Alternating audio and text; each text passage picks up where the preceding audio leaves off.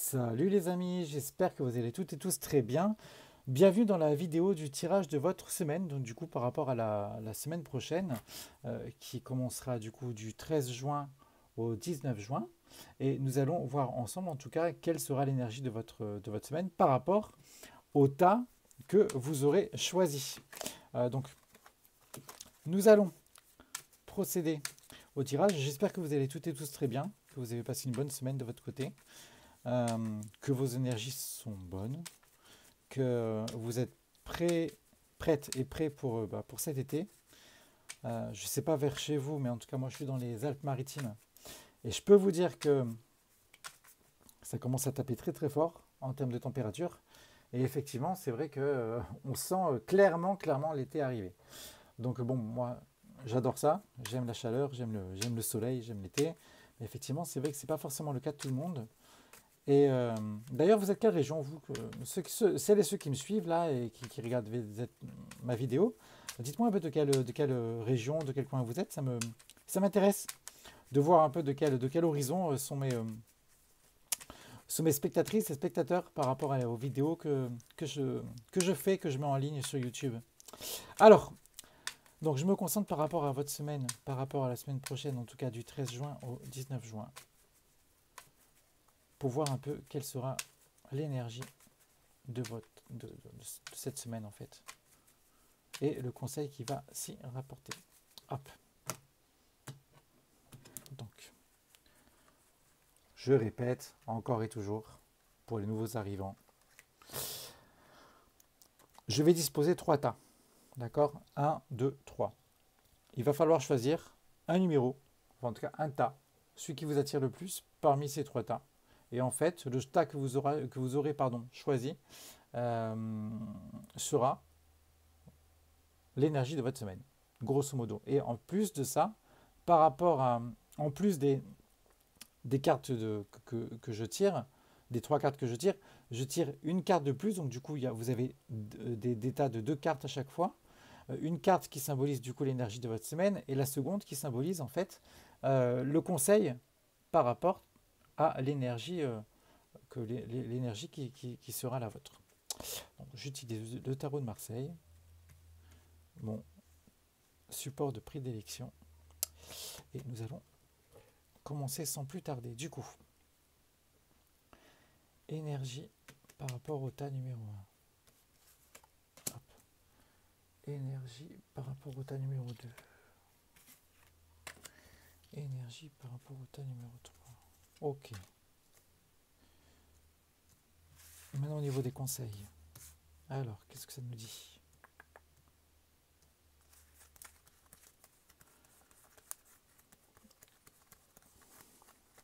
Conseil par rapport au tas numéro 1.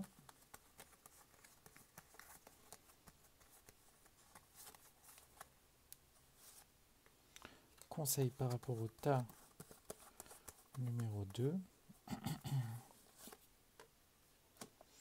Et conseil par rapport au tas numéro 3. Ok, on est pas mal. Allez, donc du coup, je vous laisse choisir le tas qui vous correspond le plus, en tout cas qui vous attire ou qui vous inspire le plus, parmi le numéro 1, le numéro 2, le numéro 3. Et à partir de ce moment-là,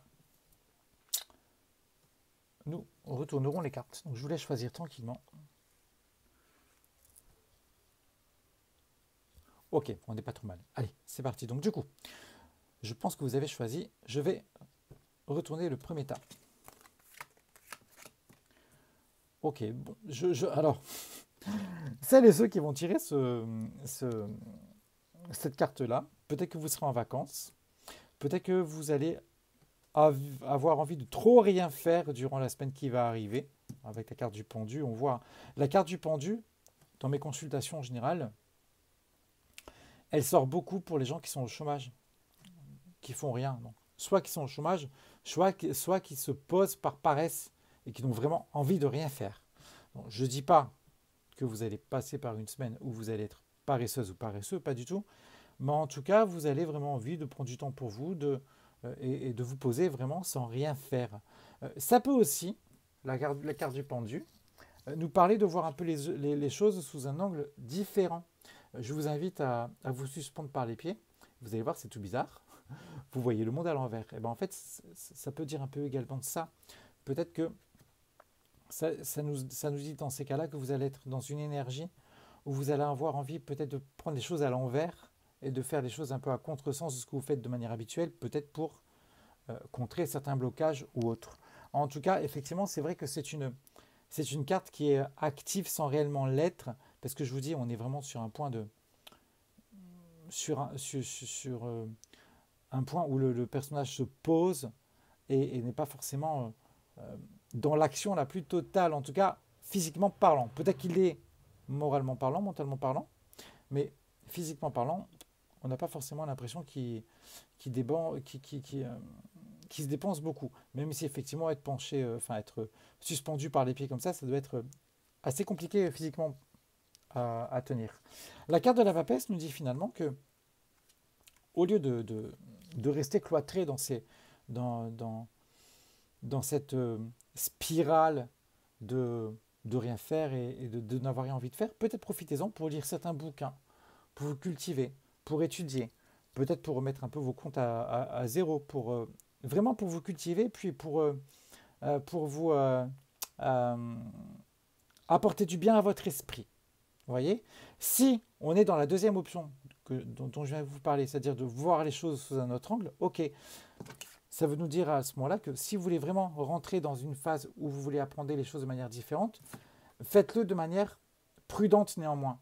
Ne renversez pas trop la table trop vite, parce que les changements brusques comme ça de A à Z, ou en tout cas un changement qui soit totalement catégorique, peut vous engendrer un certain dysfonctionnement, en tout cas des certains petits inconforts, on va dire ça comme ça. Donc si vraiment vous voulez avoir une sorte de changement dans votre manière de voir les choses, dans votre manière d'être, etc., faites-le, c'est très très très bien, mais faites-le de manière prudente. Je vous rappelle que le chiffre 2 en numérologie, c'est grosso modo en général le chiffre de la mise en place. Et effectivement, la mise en place, c'est un peu la programmation, c'est un peu le fait de effectivement tabler pour faire en sorte que les choses se passent le mieux possible. Par rapport au tas numéro 2. Ok, très bien. Alors, je pense que là, clairement, la roue de fortune, cette carte-là, elle a la particularité de ne pas pouvoir être lue toute seule, de manière unique. Il faut tout le temps qu'elle s'accompagne d'une autre carte. Bon, là, quelque part, c'est bien parce que elle est suivie de la carte de la tempérance, pardon. Mais cette carte-là nous dit que la roue de fortune nous parle d'avancer, du moins d'avancer. C'est-à-dire que ça vous dit indirectement que le temps continue à défiler sans, malheureusement, sans que vous puissiez avoir forcément, entre guillemets, attention, je dis bien entre guillemets, votre mot à dire. Pourquoi je dis ça? Parce qu'encore une fois, maintenant vous connaissez comment je procède. Quand vous détaillez cette carte-là, vous voyez du coup la roue, les espèces de personnages ou d'animaux ou autres. Donc cette roue, logiquement, déjà on voit qu'elle n'est pas droite du tout. C'est vraiment une roue de fortune. C'est pas la roue de la fortune. Hein. Beaucoup font l'erreur de dire oh là là super, je vais gagner au loto, etc., etc. Pas du tout ça. Pas du tout, pas du tout. Effectivement, il y a certains tarologues qui le vivent comme ça. À ce moment-là, c'est leur signification à eux. Mais quand vraiment on détaille ce qui est écrit, il y a marqué la roue de fortune, comme un camp de fortune. C'est une roue qui a été faite un peu de manière de bric-à-brac, hein, quelque part. Et effectivement, c'est vraiment une roue qui n'est pas solide et qui est un peu bancale. Sur certains tarots, cette carte-là est posée sur de l'eau. Là, on voit quelque chose, un support marron, un sol marron. Sur certains tarots de Marseille, on voit qu'elle est sur de l'eau. Et en fait, je vous invite encore une fois à mettre une roue comme ça sur de l'eau. Ça ne va pas tenir longtemps. Voilà, donc la situation n'est pas forcément amenée à durer. C'est pour ça que ça avance dans le temps.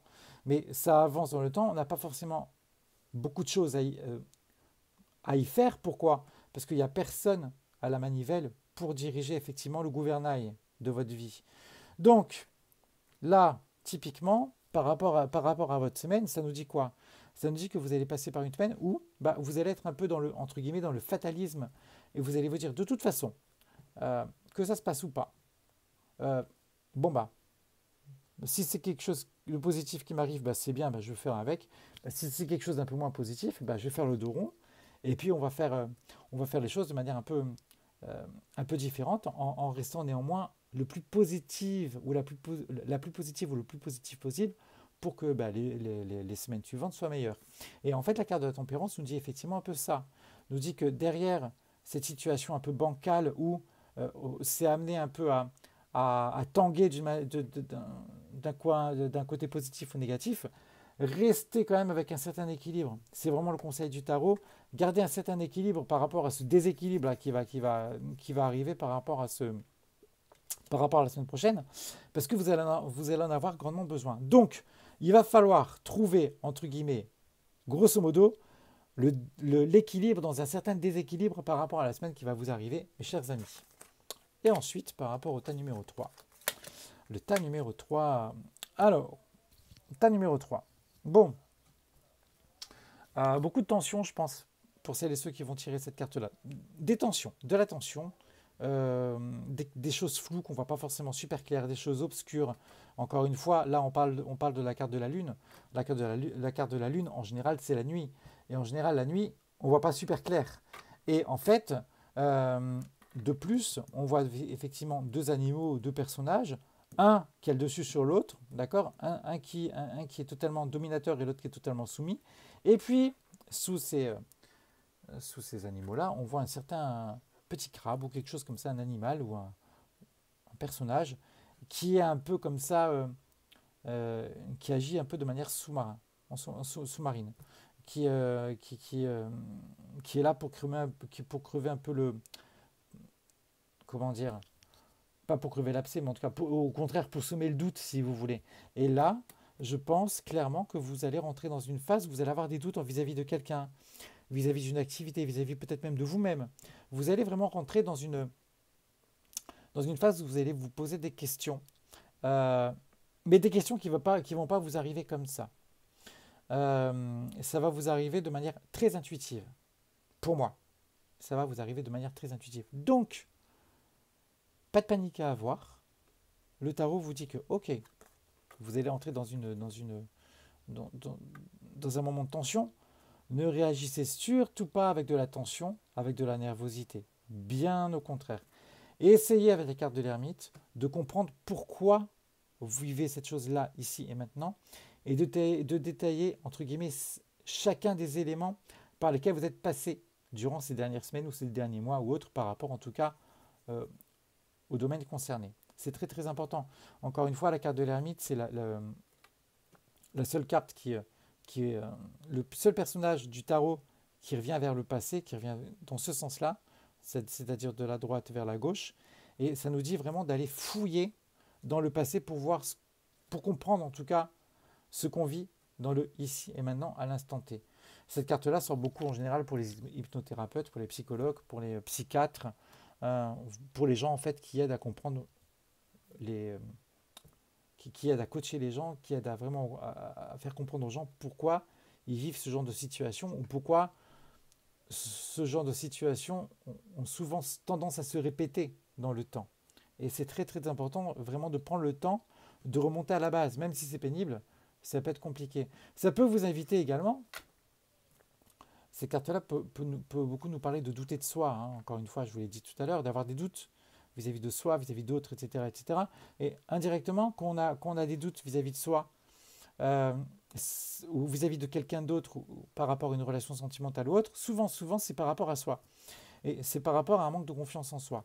Et cette carte conseil peut nous dire également de ne pas hésiter à consulter quelqu'un, un thérapeute ou autre, ou un coach, ou un psychologue ou autre, qui vous aide à un peu comprendre ce que vous vivez sur le ici et maintenant, encore une fois, et comment corriger certaines petites habitudes que vous avez créées à cause de votre carapace que vous avez dressée devant vous, tel un bouclier, ben, pour redevenir un peu vous-même dans les temps futurs et vous réapprivoiser votre vie de manière tout à fait sereine et tranquille.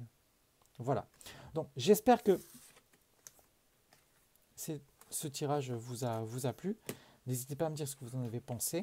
N'hésitez pas à me dire encore une fois n'hésitez pas à me faire un retour sur la semaine que vous avez vécu par rapport à ce tirage.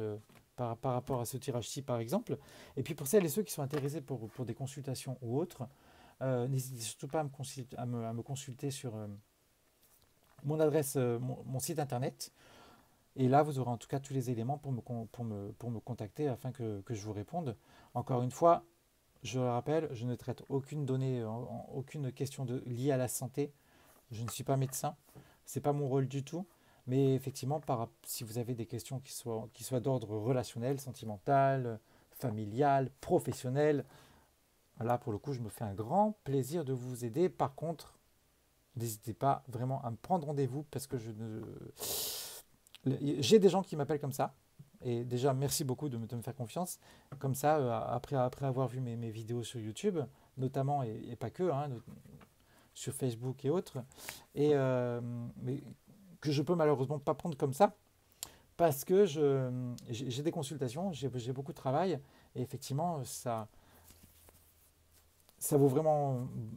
C'est vraiment important de prendre rendez-vous pour arriver à être tranquille et à faire en sorte que les consultations se passent le mieux possible. Voilà. Je vous souhaite à toutes et tous un très bon week-end. Prenez grand soin de vous et n'hésitez surtout pas, franchement, à me prendre, à venir me voir, à venir discuter avec moi si vous avez des soucis ou autres. Hein, par exemple, si vous avez je sais que j'ai pas mal de tarologues qui me consultent, qui me contactent par email et qui n'arrivent pas à interpréter tel ou tel tirage. Je peux très bien également aider à vous dépanner là-dessus, ça me ferait un grand plaisir. Voilà. Allez, grosse bise à vous les amis, je vous dis à très très vite et je vous souhaite le meilleur. Salut les amis.